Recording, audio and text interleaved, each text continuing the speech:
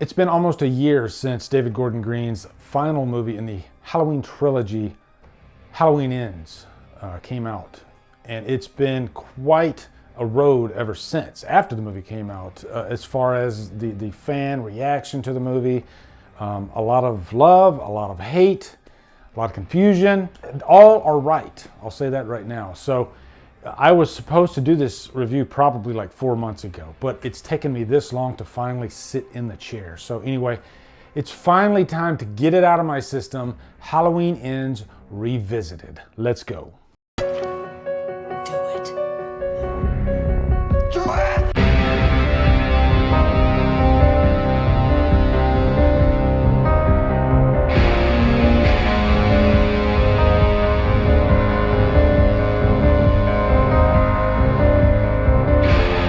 Halloween Ends stars Jamie Lee Curtis, Andy Matichak, Rowan Campbell, and is directed by David Gordon Green.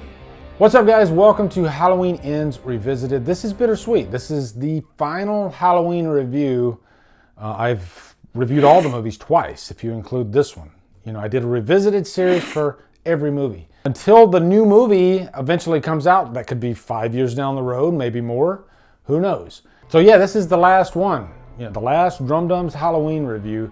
Like I said in the intro, I was going to do this probably around April. That's usually when I do a revisited for a new Halloween movie. You know, maybe like 6 months after it comes out, and I've watched it a few times. And this movie, every time I wanted to do it, as soon as I would go to, you know, get up in the chair, then I would be like, nope, I'm just not ready. There's something about this movie that made me a little nervous to discuss it.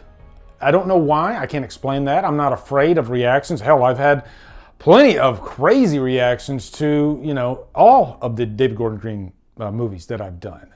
It's been an interesting road for sure. And maybe it's just because this is the last one and I guess I want to get it quote unquote right. I don't know. I just gave this movie another watch right before this review because I wanted to, you know, I guess give it a detailed watch, take some good notes along the way, look for things that maybe I missed on the previous watches. I've probably seen this movie half a dozen times now. And I did notice a few things that I didn't really pick up on, you know? One that really surprised me. And some of you might have picked up on this. I'll let him go ahead and tell you right now, okay? So that way you know what I'm talking about. There's a scene where the tower is on fire. At the very end of the movie, you see Allison. She just saw the aftermath of Laurie versus Corey. And, you know, her reaction, it was a very emotional reaction. This is the guy that she supposedly is, if she's not in love with him, she's highly infatuated with him. He's bringing her down a dark path. So when she sees that, I saw some complaints that it doesn't add up because she would see the mask and put two and two together. But when you're in a highly emotional state, sometimes you're not always there. And that moment is pretty quick, and then she leaves. But I think the key thing that turns everything around is when she stops, gets out of the car, she hears the report on the radio about Laurie's suicide. She looks up and she sees the tower, the radio tower, on fire. Previously in the movie, Corey was on the roof of the radio station and he was talking about the tower and how he would go to it to give him hope when he would be at his lowest point. But yeah, he said he would go to the tower and that was like his safe space. And so later in the movie, he set the tower on fire. So all hope is gone. And when Allison sees that, she knows that Corey is the bad one. Evil has taken over Corey. Laurie was just trying to put an end to the situation. And guys, one of the biggest complaints, and I'm going to be addressing a lot of complaints about this movie, some I might agree with, some that I don't, and I'll give you my reasoning why I don't agree with them. I'm not just going to say I don't agree for no reason whatsoever. I like to give you my opinion on things, you know, a detailed opinion. But one was that this movie was marketed as the final chapter. And you know what? I'm not here to say you're wrong. You're actually right about that. But marketing is a funny thing. And when there's like a big, sometimes a twist, sometimes a plot device that's not to be known, then sometimes they will try to divert your attention in the trailer. And there's been many instances of this. Hell, take Barbarian, for instance. That movie wasn't marketed like it eventually ended up being. But do you think they really want to put all their cards on the table in the trailer? If there's just a huge surprise, or the whole movie itself is just made up of misdirection, no, of course they're not going to do that. And of course they're not going to do that with Halloween Ends, with a character like Corey. Yeah, us in the Halloween YouTube community that are kind of in the know, yeah, we all knew about Corey, because we can't not look into any little detail, sometimes even spoiler, to know everything we can about the movie. Some of us, we just want to. Not saying I do. I would prefer to go into any Halloween movie not knowing that much. But, you know, it's no big deal. It's just differences. But I also wonder if there's an ulterior motive here by the Akkads, by even David Gordon Green. Going back to Halloween Kills, knowing the divide that movie caused. And the very plot of that movie, the very nature of the movie was about chaos and the entire town just going insane. And I think that kind of represented society today, and how there's just such a great divide. And it's a unique experiment, because it's like art imitating life, imitating art. We're all divided on these movies because I guess they're not comfortable, they're not safe. You know, like maybe some of the earlier Halloween movies, the more accessible Halloween movies, there are risks taken with these, especially Kills and Ends. I think 2018 was a little bit more accessible, friendly, but Kills and Ends, no. I think there was a statement being made, especially in Ends. They knew that not everybody was going to like this movie because it doesn't follow the main Halloween formula. But I think at the end of the day, David Gordon Green, he didn't really care about making a cheeseburger Halloween movie that's just going to please everybody. He had a story in his mind that he wanted to tell. And so that was Halloween Ends. Maybe his original vision for Halloween Ends was different in the beginning, but you know, when the pandemic happened, I do know that he stated that he would constantly have different ideas running through his head, you know, for months at a time.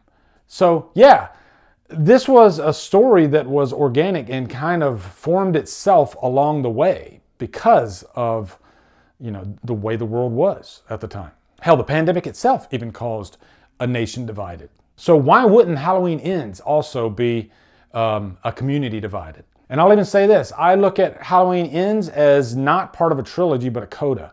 I look at, and this is just my personal opinion, but I look at the trilogy as 78, 2018, and Kills. And if you really look at those three movies, as far as Myers goes, it is kind of a trilogy, with Myers walking into the darkness in the end of Kills, right? You could be happy and leave the story right there. Then 4 years later, here comes Ends, that is sort of a new story about evil and not really Michael Myers. So honestly, I don't pay attention to marketing too much when it comes to Halloween. You know, movies that I know I'm there day one, I don't care. You could give me anything. I'm going to be there. It doesn't matter. They're going to market this movie to a mass audience I'll even say it, to trick them, to get them in the seats. You know, your casual Joe Six-Pack fan, yeah, let's market it like it's just a final showdown between Laurie and Myers. But it's not really that. And I think a lot of people that went into this thinking it was that, hell, I'll even say this right now, my wife thought it was going to be that. And she ended up loving the movie. By the way, my wife and I, we agree on about 50% of movies, probably less, okay? We're not one of those couples that, you know how some couples that they'll like do videos together on YouTube and they seem to agree on everything?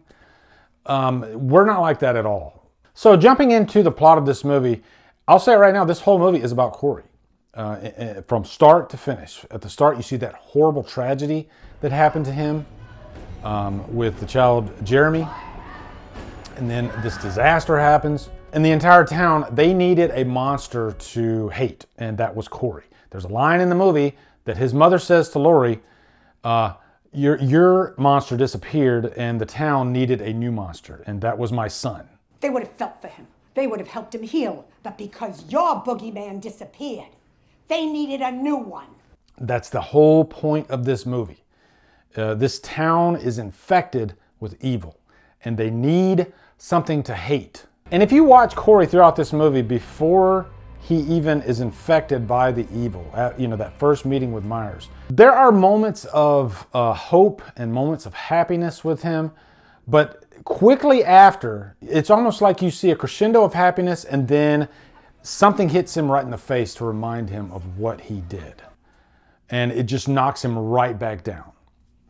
The homeless guy that is right outside the culvert, the tunnel where Myers is, he mentions this Irish legend called the Ollie Feast. And it's just this sea creature that attacks these ships. And the homeless guy talks about how in the story, the boat, it constantly gets these holes in it made by the creature. You can compare the creature to Myers or the evil in general. And the seamen, they're trying to constantly fill that hole, but it just creates another hole every time they try to do it.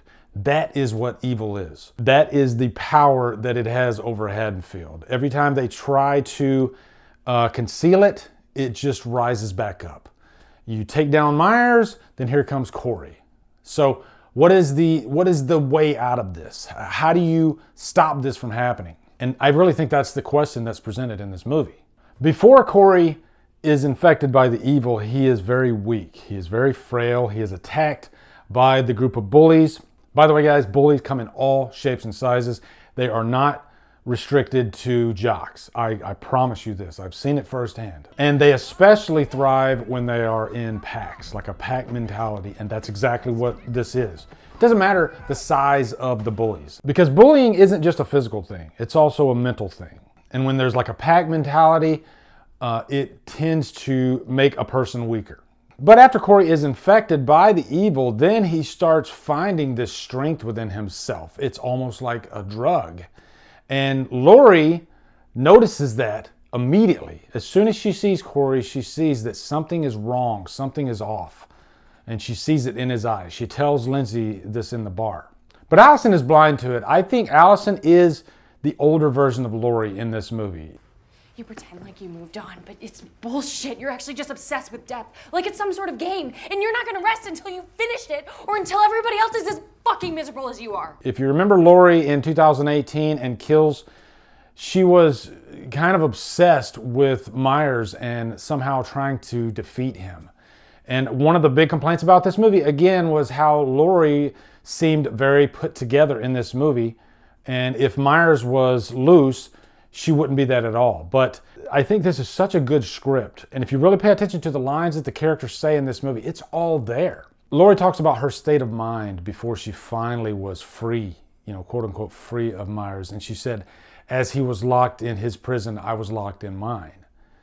She was consumed by fear and wanting to fight Michael all those years when he was still even locked up. She states that in the years that followed, the people of Haddonfield descended into a plague of grief and paranoia. And this is the key line right here. I made a promise not to let fear rule my life anymore. And this is an actual technique that they use in therapy to let go of the fear, move on with your life. It doesn't exist. I won't let it take me over. That's what Lori did. And it goes even further. There's so much dialogue in this movie to answer all the complaints about it. Lori states that it is up to each of us whether we lock the door and find a resolve or let him inside. And then she changes it when she's typing it up. She says, let evil inside. Because that's the point of Halloween Ends. It's about evil. It's not about one singular person. And if you pay attention to like Corey's physicality, his mannerisms before and after he's infected, he seems like a different person. He seems more confident. So this evil does actually give Corey some gifts, kind of like a drug would. When you take a drug, you feel really good. But then, in the end, it's always a bad thing. You don't have a conscience. You become narcissistic. Then ultimately you become a killer. And that's what Corey does. I like that this movie wasn't laid out like a traditional slasher movie. There wasn't a kill, every 15 minutes. David Gordon Green just let the story unfold. Let's focus more on Corey and his descent and ultimately him becoming a killer. Another scene that people constantly complain about or have a problem with is Corey taking the mask. And there's a line, literally a line that Corey says when he's taking the mask from Michael. He says, "You're just a man with a Halloween mask. What are you going to do now?" You're just a man in a Halloween mask. What are you gonna do now? That's not Corey talking to Michael. That's the evil talking to Michael. You don't have me anymore. Now I have this new, fresh body. Without me, you're nothing. Even Myers is nothing without the evil that inhabits him. And I even think when Myers eventually comes back and he kills Corey, he's still in a very weakened state. But if you remember, Corey stabbed himself in the neck.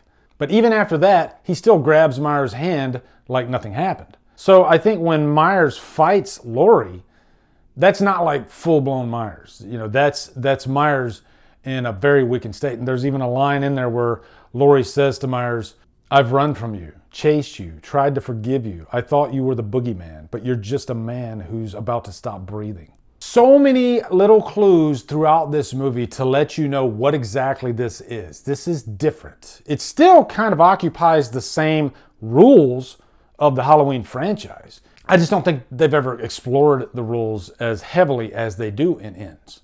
Now, as far as directing goes, I think this is the best directed movie out of the trilogy. I think a lot of the takes, a lot of the coverage, it just feels more natural. It feels much more professional. It doesn't feel gimmicky at all. It feels more like story focused, The transitions, I think, are tighter. I like that the kill scenes aren't so obsessed on just being creative.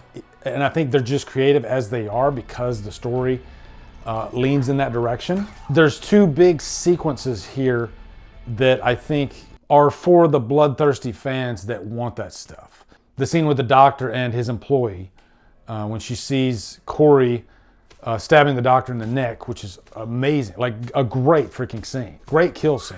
And then, probably one of my favorite sequences of the entire franchise, the Junkyard scene. I think that scene is laid out so masterfully. I love the music. I think it's the most music-driven kill sequence I've ever seen.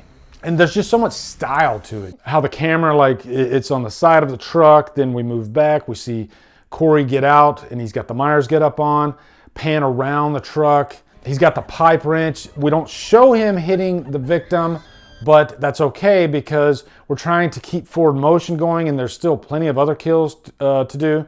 Pretty grisly kills too. The girl jumping in front of the fence and Corey running her over. There was a line that I have never caught before too, when Corey is standing over the girl on the fence, and I guess the lead bully, and he's asking about one of the other characters, I think Stacy, and the girl on the fence, she goes, "She's dead, and you're dead too." And then right after that, he's killed. You're dead too. That was a nice little moment that I never paid attention to. Lastly, I'll talk about Laurie, because I have always been the first guy to give Laurie a hard time. But I will say, as far as what I want Laurie to be, I think Halloween Ends embodies that the best. I found nothing that I didn't like about Laurie in this movie. I loved how she handled everything. The scene where she's totally in control. She calls and reports a suicide because she knows that Corey is coming after her. She's just so well thought out. She's not going to let this happen again. And Laurie doesn't really have an arc in this movie. It's already been set up. She's already a healed person. And she stays that way throughout the movie, and she's trying to save Allison. That's her main goal in this movie, to save Allison. She sees who Corey is from the beginning, and this was something that she didn't notice about Myers. There's a line where she's having a conversation with Corey when she's not really there. It's all in Corey's mind, where Corey tells her, "If I can't have her, then nobody will." And that's the evil realizing that Laurie is the one threat against it. And that's a strong character. You're a strong character when not just a person, but the actual entity is afraid of you. And that's not something that people seem to pick up on about this movie so much, is that Laurie is the one true antithesis of the evil. Laurie is the radio tower in Halloween Ends. If you burn her down, then the town is screwed. And I'll admit, when I first watched this movie, taking it in for the first time, I was pretty upset with the way Myers was handled. But after you've watched it a few times, you come to appreciate the story itself, how Laurie is treated. You know, because I don't think it's overboard with making Laurie this ultimate badass, you know? She deals with the evil differently in this movie than she did in 2018, because obviously that didn't work. And in that sense, I think it's the perfect ending for the entire franchise. Laurie has finally come home, but evil never dies. She literally says it at the end of the movie. This might be the most misunderstood movie I've seen in ages, meaning that there's like a multitude of complaints against it, and it's like everybody is looking in the wrong direction. You know, the ones that hate the movie, because all the answers are right there in the story, but it's like viewers have blinders on. And I'm talking about the viewers that hate it for reasons that they make up in their own mind, okay?